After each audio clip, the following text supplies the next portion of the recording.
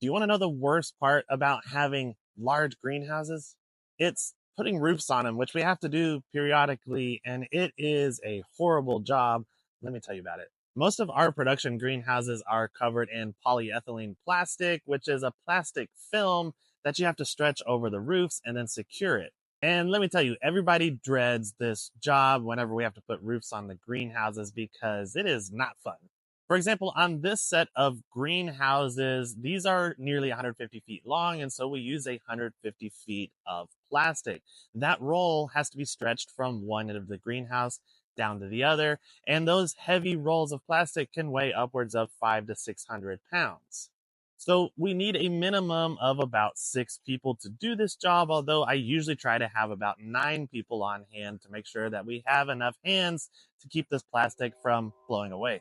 And speaking of wind, we actually have to do this on days where there is little to no wind because as we are pulling the plastic from one end to the other, we have to walk inside the gutter. So it's somewhat of a balancing act while you're up on the roof, and the slightest bit of wind could potentially pull you off of the greenhouse roof. But once we have the plastic stretched, that's when the real work begins. We use 2 layers of plastic and then we inflate the space in between. That helps the plastic to be more resistant to wind and hail and helps insulate the greenhouses a little bit better.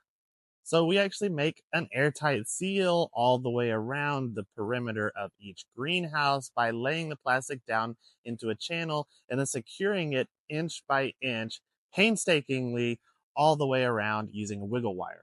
So it's somewhat of a painstakingly slow process as you shuffle forward inch by inch, all while doing squats in the gutter as you make your way around the whole perimeter of the greenhouse. These roofs will last us anywhere usually from 4 to 6 years, and so we do put them on a rotation schedule of changing them out periodically.